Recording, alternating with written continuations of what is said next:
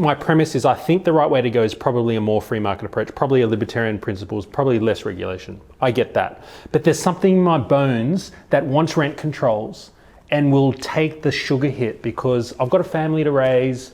And if Kevin Rudd's handing out $750, $900 checks or whatever he did, okay, give me my check. So I was working at Officeworks when that happened, right? So I was working at Officeworks and literally suddenly the cheapest laptop was marked up to $900. No word of a lie, it was crazy. It was like literally the Kevin Rudd laptop. We had this particular brand of laptop. It was like a Dell, something, and it was $900. It was the exact amount, and people were just coming in with their money that they'd just gotten from Kevin Rudd, and it was the most absurd. And that was like before I was really interested in politics and stuff. But when I think back on it now, it's so funny you use that example because I just remember being involved in that kind of like glut. It was almost like an orgy of spending. It was just so like.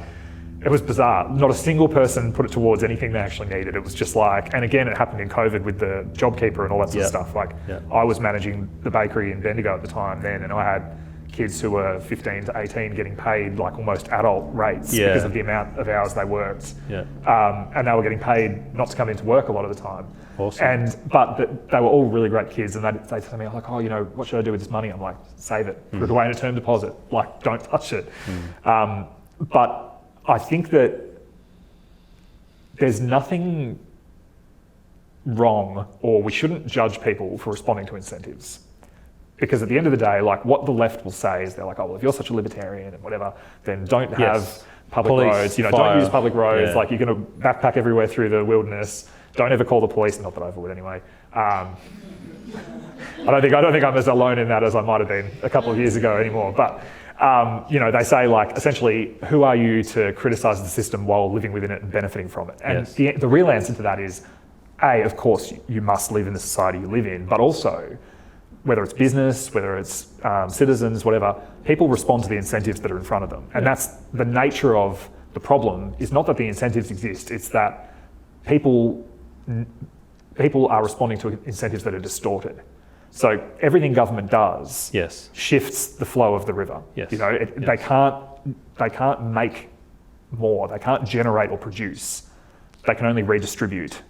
And I think when you look at the overall situation we're in Victoria, especially with a lot of I'm going to call it churn, it's activity, but it's not really activity that's generative or productive activity. Well, the numbers go up. The things GDP like, number goes up. It's almost the meme, right? Of like, number goes up.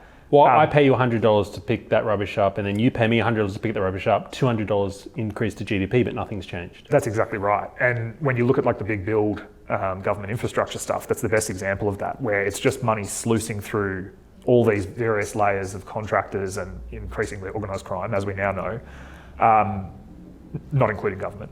But basically, you've got this situation where it's all just churning around, and at a certain point, you will run out of other people's money. And I think that the timeline for that in Australia will probably be longer even than it was for Argentina. And that's terrifying to say. Because we're the lucky country. Because Argentina, it's a real problem. Argentina under Peronism had decades, and I mean decades.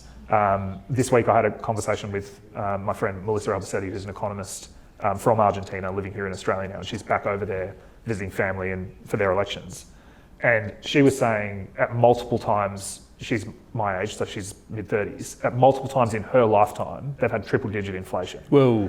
In Argentina, like insanity. And it's just this decades long. I think it was like 3 decades most recently, and then there was a military coup before that, and then there was more Peronism as well. So it's like almost half a century of socialist policies is what it took for people to go, this guy with crazy hair and weird ideas about inflation and whatever, maybe we need to go there, And I don't say that by any stretch of the imagination that most Argentinians are culturally libertarian or even really fully back that idea, but they're in a place where they are so desperate, and they are so the cost and the wages of socialist thinking and of all this endless piling up of wants becoming needs, aspirations becoming needs. Like, okay, the state needs to fund this, the state needs to fund that.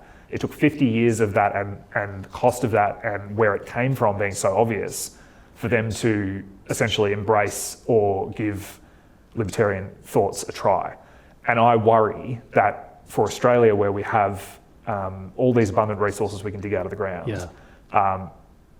Our government seems to be capable of endlessly increasing spending, but unfortunately we can sort of get away with it because we've got enough money coming into the coffers that even though you're losing, it's like, the bucket has holes in it, but you can just keep getting a bigger bucket and keep pouring the water in. So it's only a problem when you run out of water. And so, but I think that to answer your original premise, I think that in the long run, the way that Australia is trending towards and the sort of almost soft socialism, sort of cuddly welfare state corporatism that we're in, that will eventually, the bubble will burst. It can't not.